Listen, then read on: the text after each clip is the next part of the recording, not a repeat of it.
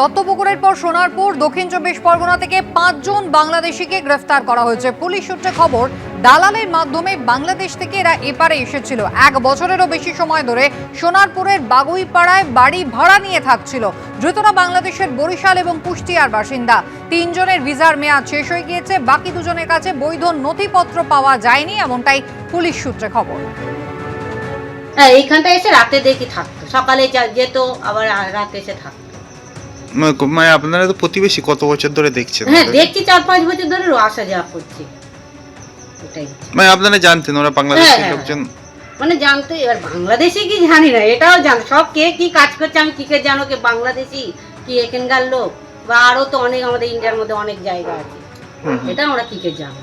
Police এসেছিল এখানে? হ্যাঁ, পুলিশ এসে তো দেখলাম তো শুনলেই গেল। সবাইকে নিয়ে কজনকে নিয়ে গেছে সেটা আমি দেখিনি, সবাই বলছি নিয়ে গেছে বাবু। এখন শীতকালে কেউ বেরোয় না, ঘরের মধ্যে থাকি।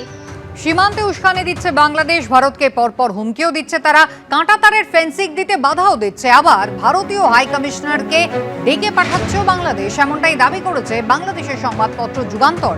সীমান্তে কাঁটাতার দেওয়ার ইস্যুতে গতকালই ঢাকায় নিযুক্ত ভারতীয় হাই কমিশনার প্রণয় বর্মাকে ডাকা হয় বলে সেদেশের সংবাদপত্র দাবি করছে।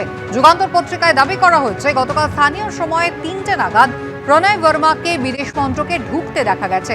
বাংলাদেশের স্বরাষ্ট্র মন্ত্রকের উপদেষ্টা জাহাঙ্গীর আলম চৌধুরী বলছেন, কোনো বিরূপ ঘটনা যাতে না ঘটে সেই বার্তা দিতেই ভারতীয় হাই কমিশনারকে ডাকা হচ্ছে।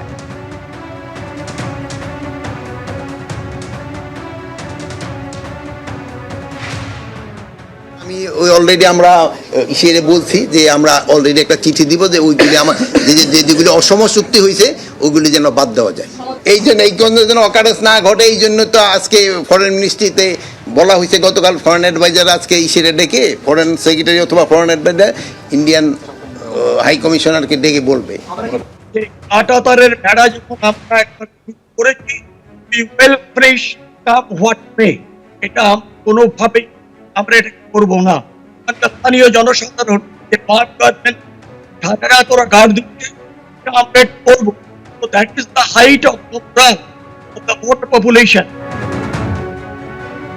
সীমান্তে যেমন উস্কানি চলছে ক্রমাগত, একেবারে হুমকি হুঁশিয়ারি চলছে, তার মধ্যে একেবারে একের পর এক দালাল সহ অনুপ্রবেশকারীকে গ্রেফতারির ঘটনাও কিন্তু ক্রমাগত ঘটছে। আর তারই মধ্যে গতকাল ঢাকায় নিযুক্ত ভারতীয় হাই কমিশনারকে বাংলাদেশের পক্ষ থেকে ডাকা হলো, যা ইতিমধ্যেই বাংলাদেশের সংবাদপত্র যুগান্তর সূত্রে সেই খবর সামনে এসেছে।